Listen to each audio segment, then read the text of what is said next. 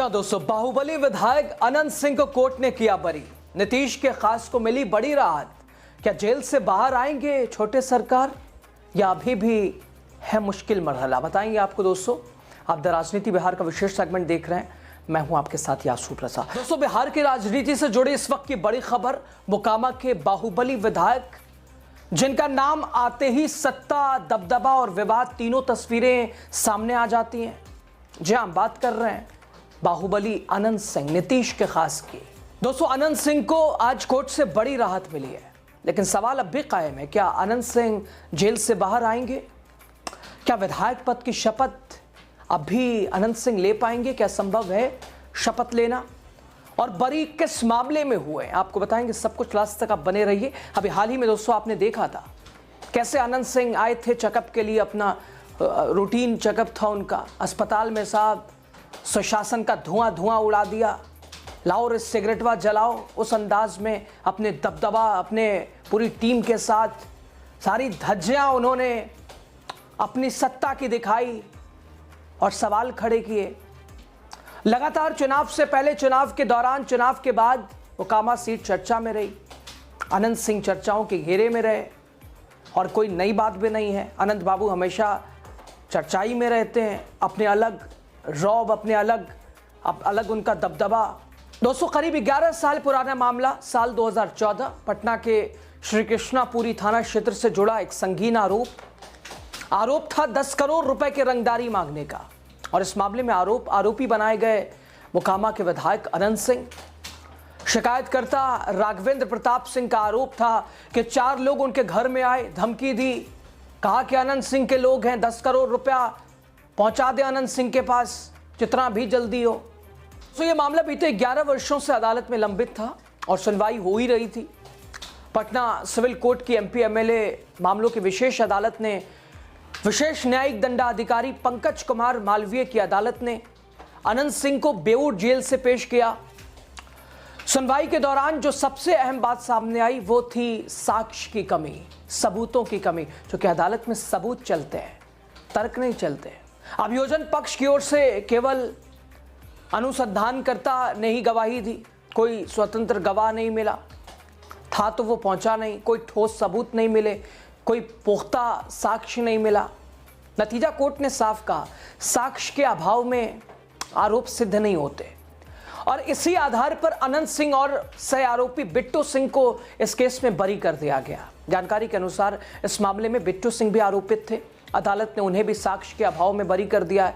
अनंत सिंह के अधिवक्ता सुनील कुमार ने बताया, इस मामले में अभियोजन पक्ष पूरी तरह से असफल रहा, बातें बिल्कुल दलीलों से परे रहीं, गवाह पेश नहीं हुआ, कोई सबूत नहीं था, इसलिए कोर्ट ने न्याय संगत फैसला सुनाया है। हालांकि दोस्तों, इतनी बड़ी राहत के बावजूद अनंत सिंह फिलहाल जेल से बाहर नहीं आ पाएंगे।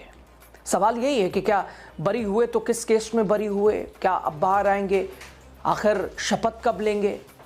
लगातार उनकी शपथ को लेकर भी सभी ने ले ही लिया है। 242 विधायकों ने, सदस्यों ने शपथ ले ली है। अनंत सिंह ही बचे हैं, क्योंकि वो अभी भी दुलारचंद यादव हत्याकांड में बेऊर जेल में बंद हैं और आगे भी बंद रहेंगे। यानी राहत मिली है, लेकिन अनंत सिंह की जो फहरिस्त है उनके ऊपर मामलों की, उसमें एक कमी आई है। बाइज्जत बरी हुए हैं जरूर, लेकिन वो जो दर्जनों केस है उसमें एक और आंकड़ा ये कम हुआ है। लेकिन अभी भी न जाने कितने ऐसे मामले जिसमें अनंत सिंह लगातार मामला विचाराधीन है। अभी हाल ही में दुलारचंद हत्या को लेकर बेऊर जेल में अनंत सिंह बंद है। यानी दोस्तों, अनंत सिंह को अभी एक केस में तो राहत मिल गई है, यानी अनेकों केस हैं जो अब भी अनंत सिंह पर भारी है। AK-47 वाला केस अभी भी, उसकी मौजूदगी, उसकी उपस्थिति। इसके अलावा यह मामला जुड़ा मोकामा विधानसभा क्षेत्र से, जब विधानसभा चुनाव के दौरान टाल इलाके में हिंसक झड़प हुई। इस झड़प में दुलारचंद यादव की मौत हो गई। पुलिस का दावा कि घटना के वक्त अनंत सिंह मौके पर मौजूद थे, काफिलों के साथ थे, और परिवार ने भी दुलारचंद यादव के मुख्य आरोपी अनंत सिंह को ही बनाया। पटना के तत्कालीन एसएसपी कार्तिकेय शर्मा ने गिरफ्तारी के बाद कहा था कि जांच में अनंत सिंह की मौजूदगी के सबूत मिले हैं। इसी आधार पर उन्हें हत्या के मामले में गिरफ्तार किया गया है। दोस्तों, क्योंकि जब अनंत सिंह की गिरफ्तारी हुई तो बहुत तरह से यह भी कहा गया कि अनंत सिंह को बताकर समझाकर ये गिरफ्तार, एसएसपी ने खुद आके बताया कि जाना ज़रूरी है, आप घबराइए नहीं, चुनाव में जिम्मा लेने वाले लोग आ जाएंगे, और हुआ भी ठीक वैसे ही। दोस्तों फिलहाल इस मामले में अनंत सिंह ने 2 बार याचिका ज़रूर लगाई है, लेकिन दोनों बार याचिका खारिज हो गई है और अब माना जा रहा है कि अनंत सिंह हाईकोर्ट का भी रुख कर सकते हैं। दिलचस्प बात यह कि जेल में रहते ही हुए अनंत सिंह ने 2025 विधानसभा चुनाव जीत लिया। दोस्तों अनंत सिंह ने अपने विरोधी वीणा देवी, जो कि सूरजभान सिंह की पत्नी, वो भी बाहुबली, उन्हें करारी शिकस्त दी वीणा देवी को अनंत सिंह ने। लेकिन अब तक अनंत सिंह ने विधायक पद की शपथ नहीं ली है। राजनीतिक गलियारों में चर्चा है कि अगर अनंत सिंह को दुलारचंद हत्याकांड में जमानत मिल जाती है तो वो सीधे विधानसभा पहुंचकर शपथ ले सकते हैं। लेकिन अगर राहत में देरी हुई तो मोकामा की राजनीति एक बार फिर अनिश्चितता में रहेगी।